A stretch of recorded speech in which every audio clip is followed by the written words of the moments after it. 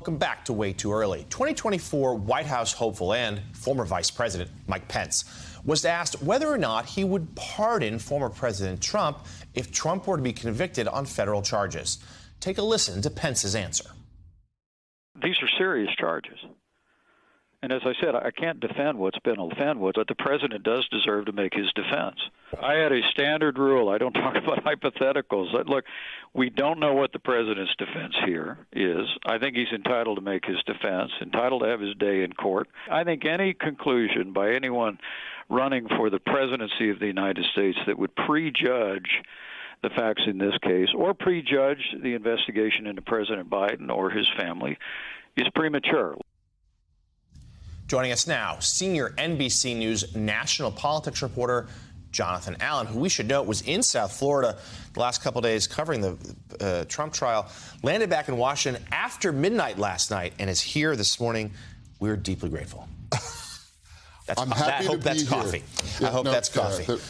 So let's talk about where things stand, and let's just first of all the idea of a pardon. It's almost become a little bit of a litmus test in the Republican Party. Vivek Ramaswamy, who's one of the lesser-known candidates in the race, although he's done a pretty good job of entering the conversation. He even called everyone to have a pledge, like commit one way or the other. We just heard Pence sort of address it. Talk about how other candidates are doing so. Well, it's interesting you say a litmus test, but also in some ways a dodge for those who say, I would pardon Donald Trump. It's a way of them saying they think they're going to be president of the United States. And by the way, I don't think that he is guilty, or even if he is guilty, he shouldn't be in prison, right? So it's a very, that's an easy position to take. What Pence has just did is a little bit harder of a position to take, I think. But at the same time, Mike Pence, again, showing his incredible ability to say a lot of words without saying a lot. Yes, it was certainly some real word salad there, and it is reflective of that balancing act that we talk about a lot, right? Where these other candidates, of course, need to beat Donald Trump, but they're so afraid of alienating the Trump voters whose support they will need. I mean, what kind of calculations are the campaigns making as to how to handle this? I think their first, generally speaking, their first idea is how to beat Donald Trump, right?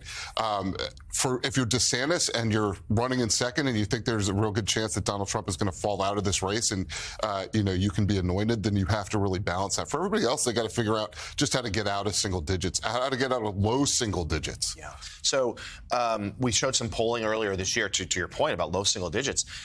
Trump's support, at least so far, suggested has not dropped really since the second indictment. DeSantis is still 30 points behind him. Every other candidate is another 20-odd points behind DeSantis. So just give us your sense of that race. Do you see anything that could shift the dynamic between DeSantis and those that trail him?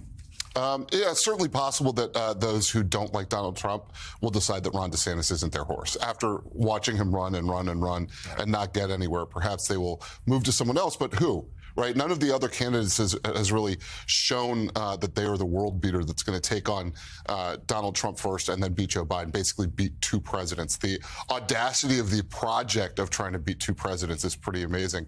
And then you've got these guys trying to just break out of single digits.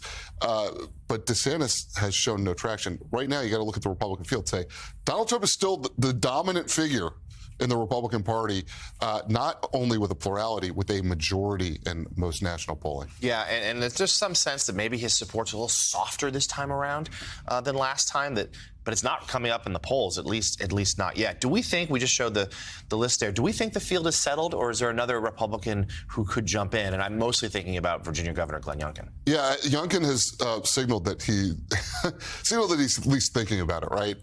He has not totally ruled it out, and maybe waiting to see that DeSantis falls, right? And basically all of Glenn Youngkin's team from his gubernatorial run is now working for Ron DeSantis in one capacity or another. So I think he's counting on DeSantis to fall, and then Trump to fall, and then Biden to fall.